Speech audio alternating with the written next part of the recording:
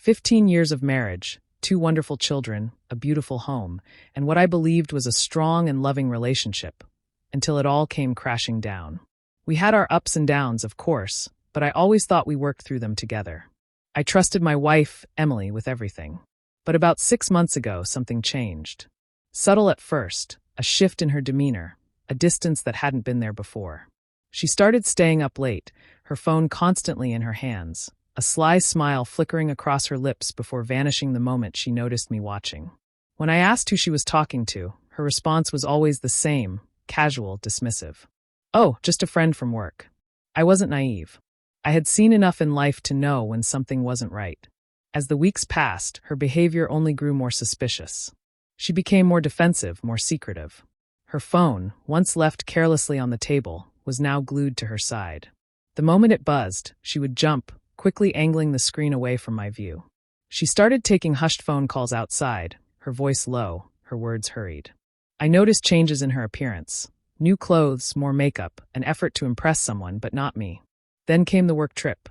Emily, who had worked from home for years, suddenly needed to go on-site for a few days. It was all so vague, so rushed, and when I pressed for details, she grew evasive. Every instinct in my body screamed that something was wrong. The doubts that had been gnawing at me turned into a deep, relentless ache in my gut. So I did something I'm not proud of. One evening, while she was in the shower, I took her phone.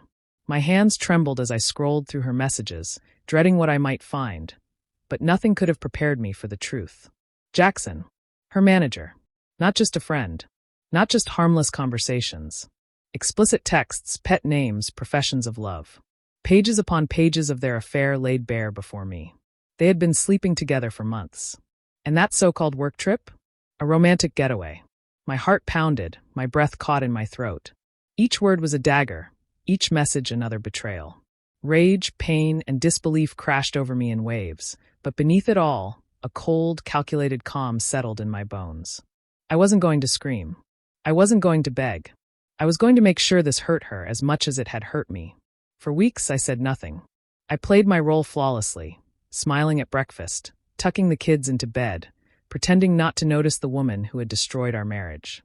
But in the shadows, I was preparing, consulting with a lawyer, gathering every shred of evidence, lining up my pieces for the moment I would strike.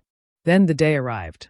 Emily walked through the door, her eyes bright, her step light, completely oblivious to the reckoning awaiting her. She kissed me on the cheek, asked about my day, her voice filled with false warmth. I need to talk to you, I said, my tone eerily calm. I handed her a thick manila envelope. Confusion flickered across her face as she opened it, sifting through the pages. At first, mild annoyance. Then shock. Screenshots of her messages, highlighted in red. Every sickening word, every whispered lie, laid out in black and white. Bank statements. Proof of her infidelity, legally documented for our divorce case. Custody papers. My official request for full custody of our children. And finally, the nail in the coffin, a photo. Emily and Jackson together, checking into their hotel during her so-called work trip. She froze. Her breath hitched. The color drained from her face. Her hands trembled as she clutched the damning evidence. She looked up at me, horror widening her eyes. How? How did you? I know everything, Emily. My voice was steady, devoid of emotion. Every lie. Every betrayal. Every disgusting text. And now it's over. Tears welled in her eyes. Her lip quivered. No, this is a mistake. Please, we can fix this. I tilted my head, gazing at the woman I had once loved, now a stranger to me. Fix what? I asked, my voice as cold as steel. The fact that you systematically and intentionally destroyed our marriage? The fact that you humiliated me and our children? There's nothing to fix. It's done. Her body shook. Desperation seeped into her voice. You're ruining my life, she wailed. I finally let the fury I had buried for weeks surface. You think I'm ruining your life? You did this, Emily. You threw everything away. You cheated. You lied. You betrayed our family. And now you're facing the consequences. She sobbed, pleaded, grasped at straws. But I remained unmoved. I laid out the legal documents before her, explaining exactly how her world was about to collapse. She was inconsolable. She called Jackson, screaming at him, cursing him. Then she turned back to me, wild-eyed, pleading. But it was too late. The damage had been done. Now I've moved out, and the kids are staying with me. They're hurt, confused, but I'm doing my best to keep them stable.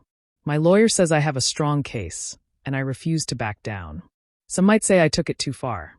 Some might say revenge isn't the answer. But after everything she did, after the pain she inflicted, I couldn't just walk away unscathed. I made sure she felt the weight of her betrayal. And I have no regrets.